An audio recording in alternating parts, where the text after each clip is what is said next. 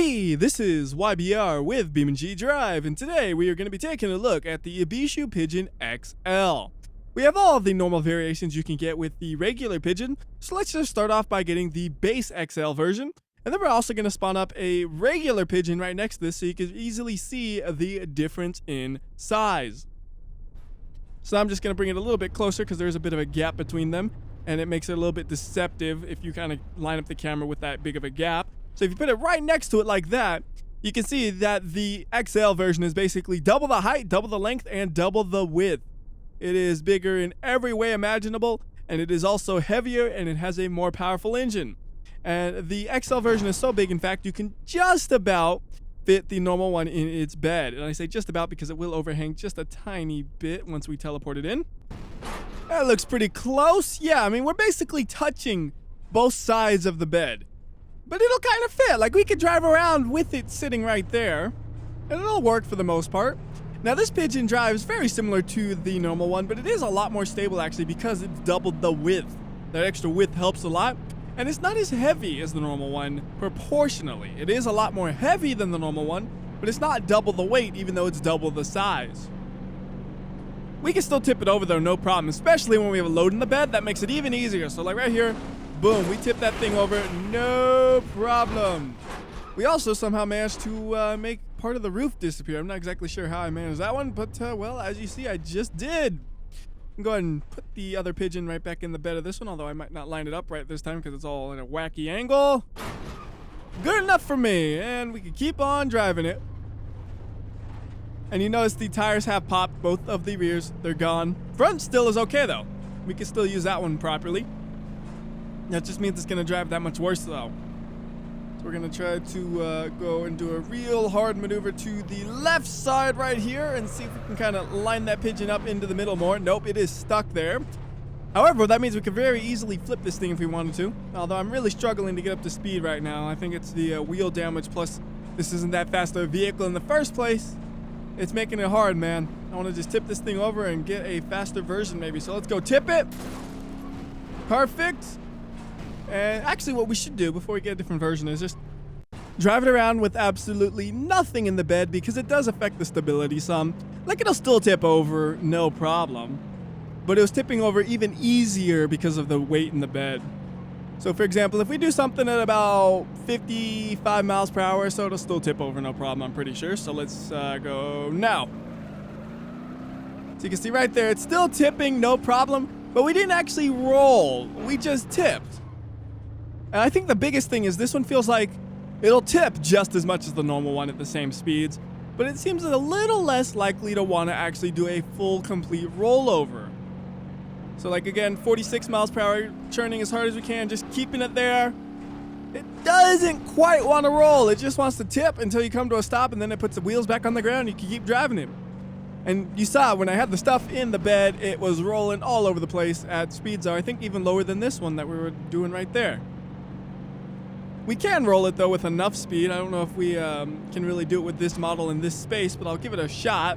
If not, we could just grab the faster version, and then we could roll it no problem.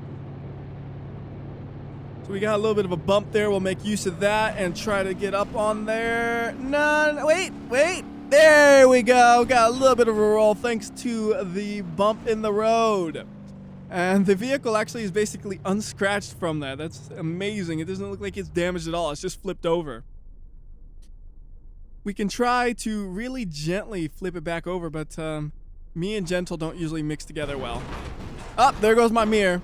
Aside from the mirror, I did a perfect job of flipping it over, though. And we could keep driving it if we wanted to. One thing I do want to try doing, actually, right now that I'm thinking about it, is try off-roading with this thing. I wonder how it'll do. I genuinely have no idea because I've never tried this before. Although it feels like the front suspension may have some sort of damage from when I flipped it over, because it doesn't seem like it wants to drive quite straight at the moment, but we'll see what happens for off-roading even with the damaged suspension. So we'll give it the hardest one first, and if it can't make this, we'll go a little bit easier. And we just charged at this, and rear tires have popped, and I think that was just because I came at that at a stupid high rate of speed. So you know what, let's reset that, teleport it back here, and give it another shot that's a little bit more fair. careful on it. There we go. And uh-oh, I heard another tire pop, and we are not moving anymore. So, yeah, even though it's giant, it's not exactly great for off-roading. And I know you're looking like, oh, I could make that with that car. The point is how good is it if you just charge at it? It's just like a base kind of comparison. If you do that with all the vehicles, you get a good comparison. If you really try, you could get through it with a lot of vehicles. We can also do this, though. This one over here, it seems to be working a bit better. We have popped a tire. I heard it pop. We popped another tire. So we only have one tire left that hasn't popped, and I'm just waiting for it to pop. I believe it's the, probably the rear right that hasn't popped, I think. Maybe it was the front. Looks like actually it was the front tire that didn't pop. The two rears did pop, but we actually made it through there no problem. So now we can go ahead and take a look at the next version, which is the one with the stabilizers. Now, the stabilizers aren't really useful at all with the larger version, just because it already doesn't roll over, it just tips. So stabilizers just make it tip a little bit less. With the normal one, the stabilizers stop it from rolling. This one, it just changes how much it tips. So we can go ahead and show that off real quick, though. We'll bring it up to about 45 miles per hour or so, and then we'll just turn hard to the left or hard to the right. I haven't decided which. How about left? See, boom, right there, stabilizer, stopping it from tipping over anymore. But really, it looks pretty similar to the one without the stabilizer. It tips over, but doesn't roll. And what we could do, actually, is respawn that, respawn this. Oh, it's way far away. Let's switch this to a bolide, though. Get the fancy version, because it's lower to the ground, so it'll make it easier to work. And we're going to use the bolide as a ramp for the stabilizer. So we're going to bring the bolide over to about there. Reset it one more time because I probably busted it up. And now we're going to drive the Pigeon over it, but with just the stabilizer, and see what happens. And if that works out well, or even if it doesn't actually, we could also try driving it over with the vehicle itself. So just the stabilizer right here. And I don't want to hit it with the rest of the vehicle, so it's kind of like a real delicate process right here. I just want to be as close as possible and not hit it. So like right there, perfect. It popped us into the air, and looks like the bolide went unscratched. That won't happen twice in a row, though. I won't let it. We're going to reset this thing, and we're just going to drive right over it this time. The reason I tested that, though, is I was kind of curious if it would do any damage to the bolide or not. Didn't, though. I figured it might almost work like a saw blade or something. Nah, it did 0 damage that I could see from my first look at it. So let's get some more damage this time. We'll do 16 times slow-mo. Going right over it. There you go. That's how you do it. Uh-oh. I have lost my front tire, but we can still just truck over this thing because this is rear-wheel drive. We can still put the power down. We just can't steer it all. Or not. Or not. Maybe this is... Wait. It might make it. Hold on. Speed it up a little bit. This is going to take a while. I want to get over the vehicle completely, but I don't think it's going to really happen. I think we're kind of stuck. Yeah, we are not moving. Well, no, we're not moving. We are totally stuck here. If we had the front tire, we might have had a chance. Now, I want to point out, though, that it seems like the front tire is a little bit more fragile in the XL version versus the normal one. But it could just be the extra ground clearance makes it easier to get into a bad situation that will destroy the suspension in the first place. Anyways, the next version we're going to be taking a look at is the Street Cleaning XL version, which works mostly. The light on the top is a little bit wacky. If you turn it on and stuff, it sort of does that, and that's what it looks like. But the trash can on the back, that works perfectly fine. You could open it, you could throw it around, do whatever you want, just like the normal one. So for this one, we could go, and I don't think we could really fit a Pigeon into the trash can, but we could try it. Like, I'm almost certain, I'm not almost certain, I am certain a Pigeon won't normally fit into the trash can. So we have to probably find something else, but we can see how close is it to be able to fit a Pigeon into the trash can. We'll just grab Pigeon, it doesn't matter which, and just to see how close, just teleport it right over around the trash can is, open the lid, and put it like that. Yeah, not gonna fit at all. I was wondering if I could really crush it up and then fit it, but I don't think that'll happen. That was really why I did that. I was wondering if we could do that. So how about instead we see if we can fit one of the concrete retaining wall bricks in there. Those things are heavy, decently sized, but I think we might be able to make it fit. It's gonna be a close one. Whoops. Whoop. And I gotta use this grabbing thing, and I'm not that good at it, unfortunately. So here we go. All right, up. And wait, stop bouncing. Okay, and then no! I mean, I totally saw that coming. I saw that coming from a mile away, but I had to hope that maybe I would get lucky. It's just a little too hard to really control these things like that. Now, if we use the smaller cinder blocks, that shouldn't be a problem. In fact, we could probably just dump the whole wall right on top of the trash can and it would absorb half of them, I would think. Let's try that out real quick. Open it up.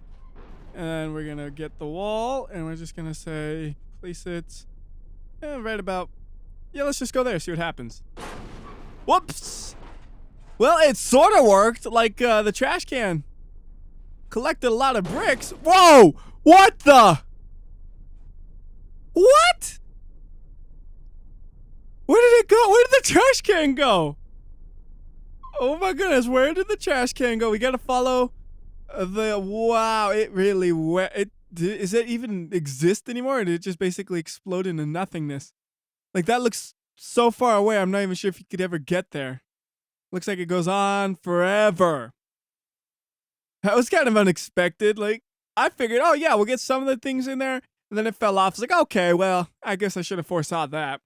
But I don't think I could have foresaw this. Yeah, that's just going to go forever. I'm not going to waste my time with that thing. Can we do that again? That's kind of cool, wasn't it? So open. Nope. It's harder than you think to open it because you always want to grab it from the wrong spot and stuff. There we go. And you want to do it so violent.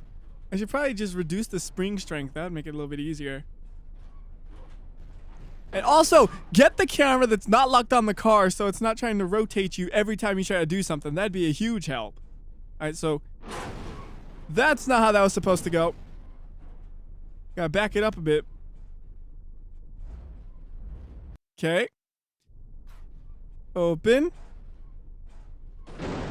What? It did it again! I don't even understand that. I really don't understand what's going on with that thing. Like, I have to assume it has to be something that kind of went a little wacky with it being made double the size that caused it to just deform in a crazy way. Like, that has to be what's going on here. What if I don't even open the lid? Oh, if I don't open the lid, it actually works! No, it doesn't! Like, it's amazing how far these things are flying, too! Like, that's a lot! Like, they're not just flying horizontally, though. They're, like, going up into the air and going that far away. Alright, enough of that. That's, kind of getting a little repetitive now. What's that we got next? We got the boxed XL version. Oh, here's another question. What can we fit into this one? Well, we could try to do another brick wall. Yeah, that's gonna work, isn't it? Set it here, reset it a couple of times until it's stable. Then we'll just teleport it into the vehicle. I know it won't fit actually, but maybe some of the bricks will stay in there. Alright, I think like half of the bricks are actually in there. Oh man, that is too much weight. That is too much weight. Oh goodness. Oh, everything's exploding again. That is exactly what the pigeon is supposed to look like. This is the way Ibishu intended it to be. Well, I don't think we're going anywhere now, so let's not do that. How about something a little bit lighter? How about a single steel barrel filled with oil so it's a little bit heavier? I'm pretty sure it can manage that.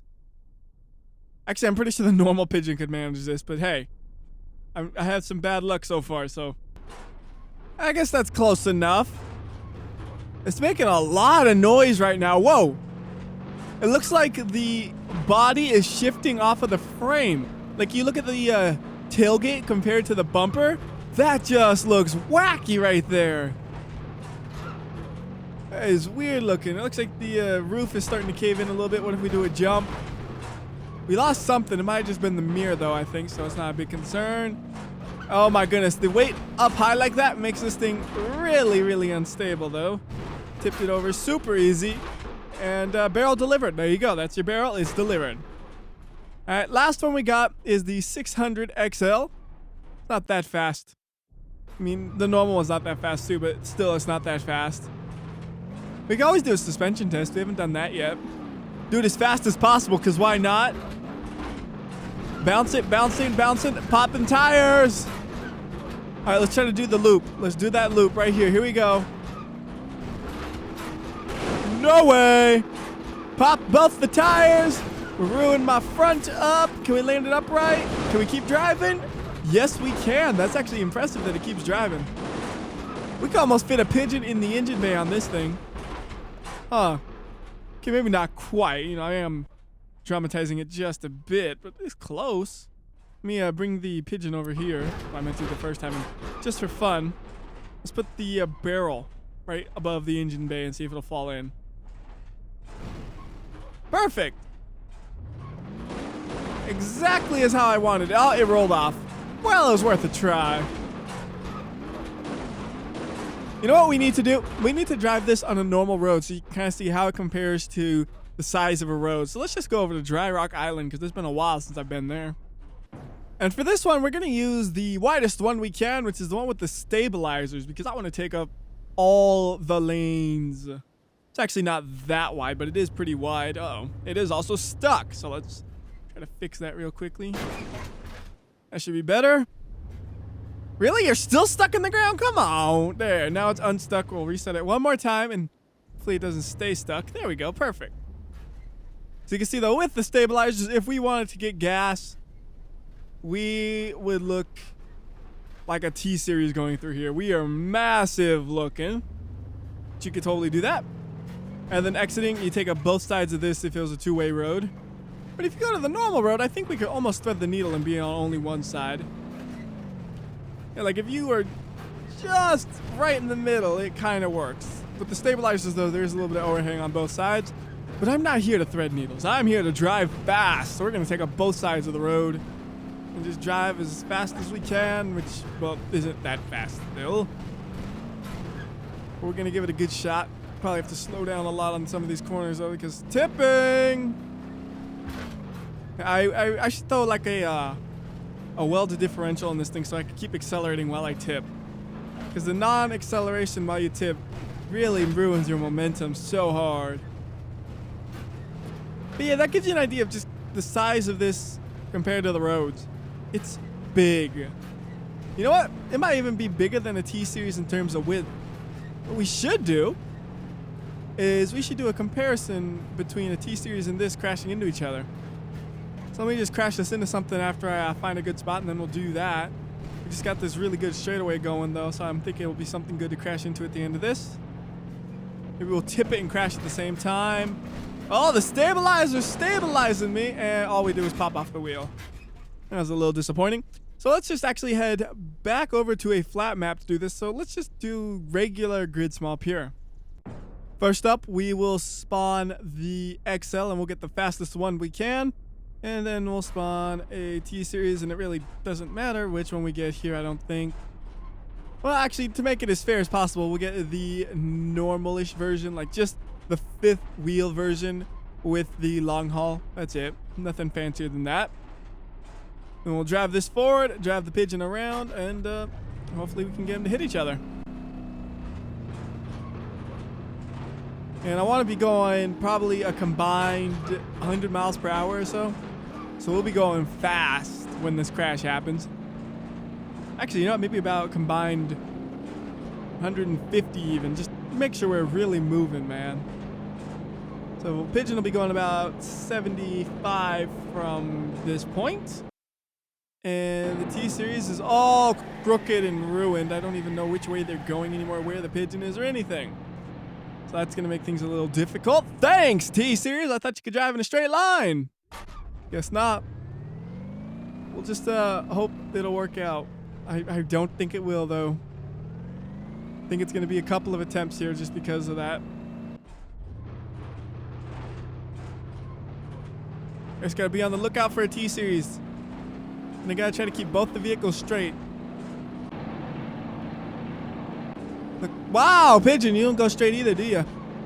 Neither of these vehicles want to drive straight. Way over there. We can make it, though. Got him. Well. Ha. T-Series won that one. I just got crushed. And T-Series kept driving with minimal damage. Now I did come at him at a weird angle, to be fair. So we could try it one more time where we actually hit him head to head, hopefully. And see if that makes any sort of significant difference. But to be honest,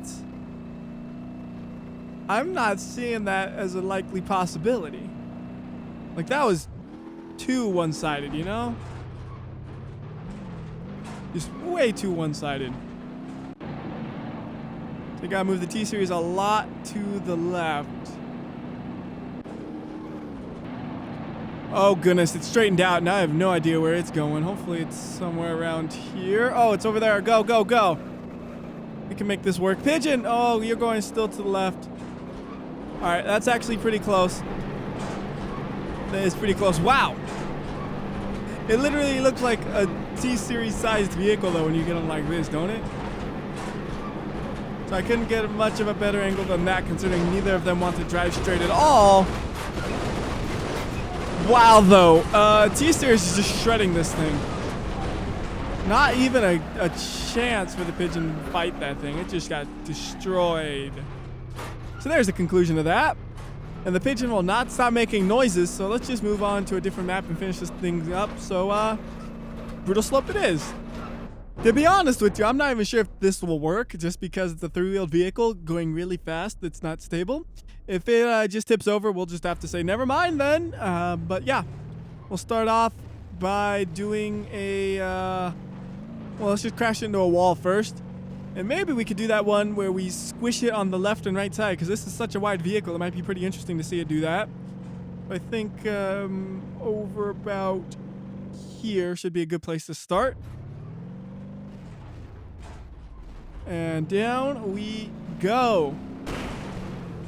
Right, I already had a tire pop, and we are starting to slide crooked, and I'm already having to keep this thing straight because it wants to go slightly to the left. This is not going to go well, I'm pretty sure. I'm doing the best I can, though. And it's thumping along. It's always weird to me when a vehicle thumps along like that. It's not like once per rotation of the tire. It's something else. Alright, perfect. Lined up. Yeah, a little bit of slow-mo started. So we're ready for the 100 times. Coming at you here. Now I'm curious if this will actually work, if it'll glitch out, because we had a lot of pieces disappearing earlier. We're doing all kinds of crazy things. Looks like it's going to actually work out. The body's separating from the frame a bit, but actually did really well. Like, I am surprised it got so destroyed by the T-Series considering how little damage it got doing that. That's very, very intact for doing that. I mean, it was also probably about 60-ish miles per hour slower than you normally get there, so that definitely helped it a lot. But still, I'm actually surprised. All right, next up, we're going to do the one that crushes it from side to side. And I am not going to bother with the convertibilizer here, probably. Maybe I will. I don't know. I guess I will, just because if I don't, people will complain. So anyways, we're going to squish it from left and right side if I can keep it straight and steady. Again, thumping along, but I have both of the tires, or all the tires, full and inflated. Like last time I had one of them pop, this time no popping, so that's a nice advantage. Oh goodness, this thing is going to be a tight fit, isn't it? This thing is really wide.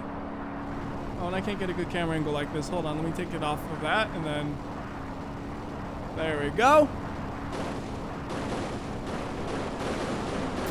I wanted this camera angle. I don't know if I should have. Oh well. Oh, it got stopped. It just got stopped. Wow. It's so wide it couldn't condense down to be thin enough. Kind of surprising there. Alright, we'll convertibilize it then just because. And we popped 2 tires. I have no control over this thing now, probably. Oh, goodness. Stabilizer saved me. This is bad news. We're going to hit the convertibilizer at like 140 miles per hour if I keep sliding this much. You got a little bit of straight right here. We're good. We're good. No, wait, maybe. I don't know. Come on. Yes. Also, interior and stuff works. I never mentioned that, but there's cameras and they're lined up properly and stuff. Anyways, convertible eyes.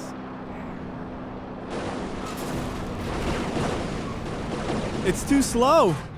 It's too slow. It won't do it. All right. To finish things up, let's go ahead and head to Leap of Death.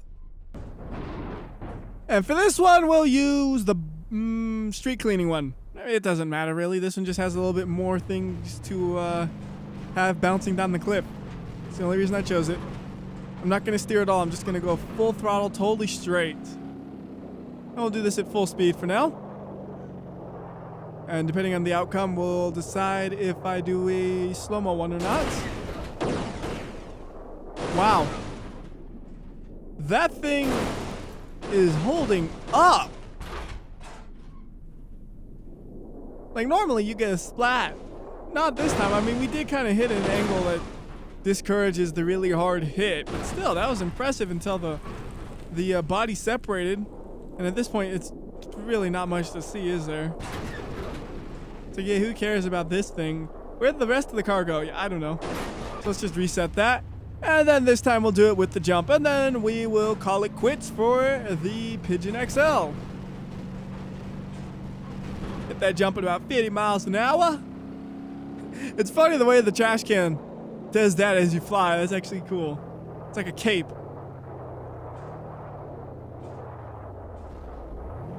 So now we're going to have a much harder impact initially. Although, you know what? It seems like this thing is, yeah, it's still not going that fast. So it's able to hold up really well until everything separates apart and you can't see where everything went. Quite impressive. I could almost say this is one of the best Leap of Death candidates ever if the body panels could just stay on. I mean, the frame is also really strong. You see, it's not deforming that much at all.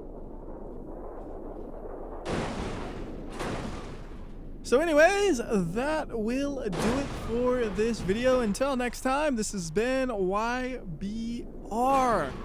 I'll see ya.